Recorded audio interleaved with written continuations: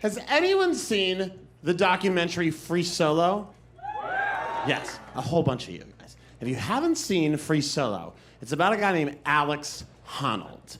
Alex Honnold climbed the northern face of El Capitan using nothing but his fingernails and his borderline autism. This guy was not intimidated by the northern face of El Capitan because this guy can't read expressions on any kind of face. The hero of the documentary is not Alex Honnold. The hero of the documentary is Alex Honnold's 23-year-old girlfriend, who is 4 years away from realizing she's making a terrible mistake. Why is every documentary about, like, a vanilla psychopath?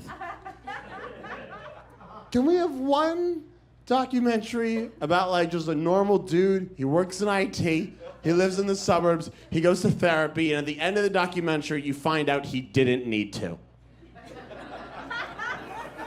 And instead, everything's about, like, a maniac in search of, like, the perfect piece of sushi. It's unbelievable. There's a scene in Free Solo where they're interviewing this guy and his girlfriend, and they're like, Alex, is there anything you're more dedicated to than climbing El Capitan? And he's like, no. Here's how sick I am as someone who just turned 30. The first thing I did after I saw the documentary was Google Alex Honnold, and I felt a palpable sense of relief when I realized he was 3 years older than me. As if, in the next 3 years, I'm going to get my shit together and become the second man to Free Solo El Capitan. Here's the thing. I think it's a really weird time to be a young person. And just like, yeah, I was writing on a TV show. And at the end of this TV show, I checked my bank balance on the ATM, and I had, not to brag, $5,421 in my bank account. And this is how little I know about being an adult. I saw the bank balance on the ATM screen, and I thought to myself, with no irony, I should buy a house. Not a big house. One of those small $5,000 houses. How is any millennial ever gonna own a home? How is any young person ever gonna own a home? It's maybe hate old people. I see a few of you in here tonight. I hate you. Because every old person in a city like LA or New York or London is the same. They're like, my house is worth $2 million, but when I bought it in 1981, I paid 11 raspberries for it.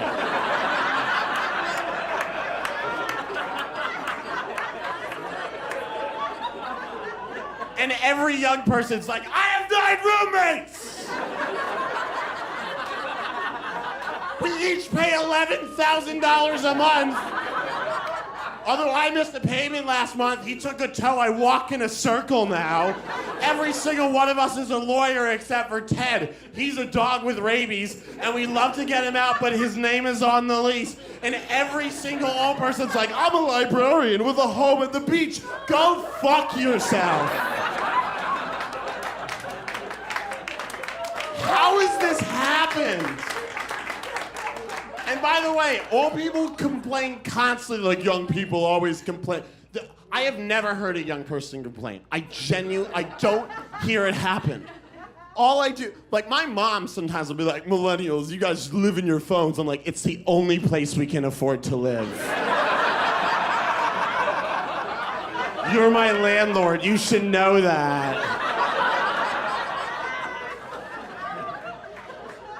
I was watching SpongeBob SquarePants with my cousin, younger cousin. He's 2 years younger than me. We enjoy the classics. And halfway through the show, I'm fuming because all I could think, I'm like, this sponge owns his own pineapple? And then he went upstairs. I'm like, this sponge owns a 2-story pineapple? Oh, he must be a lawyer. He's not a lawyer. He works in a fast food restaurant. SpongeBob has family money, I am telling you. He changed his name to be more working class, but his real name is Sponge Robert Rectangle Trousers. I swear to fucking God. Last month, the Dalai Lama gave an interview. And I'm not sure if any of you guys saw, you're nodding. I'm not sure if any of you guys saw this. It was amazing. It's a British woman, and she's got notes on a clipboard, and she's asking really softball questions to the Dalai Lama. She's like, Mr. Lama, what's your favorite kind of forgiveness, Mr. Lama? And then she asks a question that's supposed to be like a real feel-good question. She goes, Mr. Lama, do you ever think there's going to be a female Dalai Lama? And he went, yes. And I can see me like, ah. And then he continues, and he goes, but only if she's attractive. But she checks her notes, and she's really checking, but eventually she's like, nope, didn't have the Dalai Lama being sexist in here anywhere. And she was like, would you like to elaborate? And he's like, yes, well, today, people only listen to attractive people. So the next Dalai Lama will have to be attractive. And whether or not the Dalai Lama is right, I'm not going to be the one to make that call. But whether or not the Dalai Lama is right, I have one thought that I have been thinking since I saw the interview. Does the Dalai Lama think he's hot? Does the Dalai Lama wake up every morning and look in the mirror and be like, Asian Charlie Brown, still got it, baby. Why does every one of the Dalai Lama's Instagram photos have the caption, felt cute, might delete later on it? I am sick, by the way, of pretending that the stuff that I like is cool stuff. I don't like anything cool. I'm really excited for the day I can finally stop pretending to hate Coldplay. I love Coldplay. I love calling occasionally someone trying to be sympathetic will be like, oh yeah, the early stuff is good. And I'm like, no, all of it. And I was sitting in a car and Coldplay came on and the driver of the car went, ugh, Coldplay. And I had to be like, yeah, I hate music that makes it feel like you can do anything.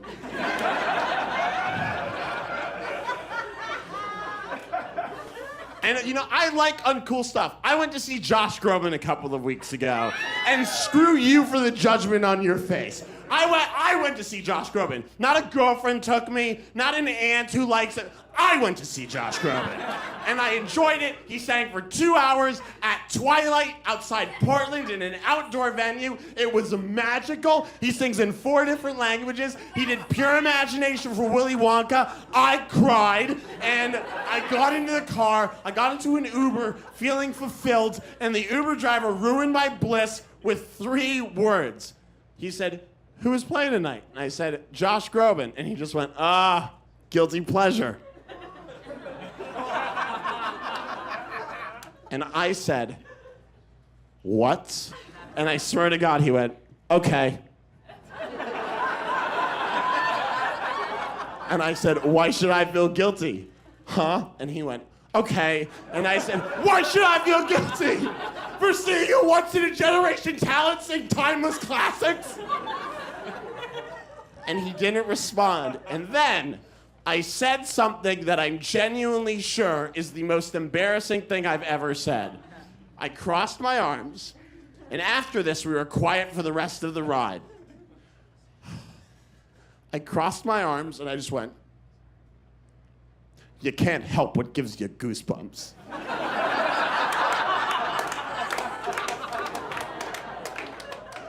The worst tattoo I've ever seen is this. I worked with a girl at KFC. Long story.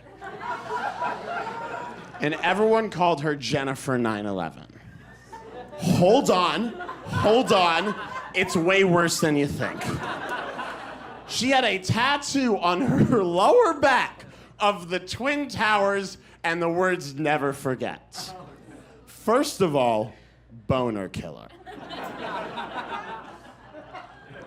Second of all, that means that at some point in her life, she walked into a tattoo, presumably after 9/11, otherwise it's crazy.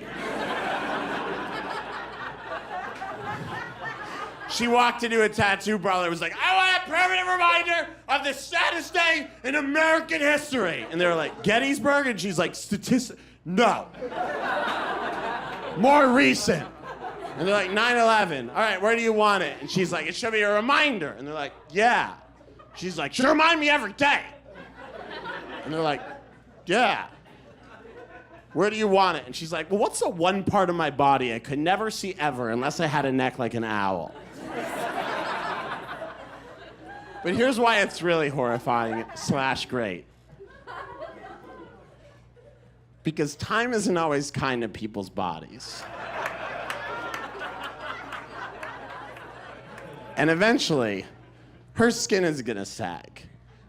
And those Twin Towers are gonna collapse again. So it's less of a reminder and more of a reenactment.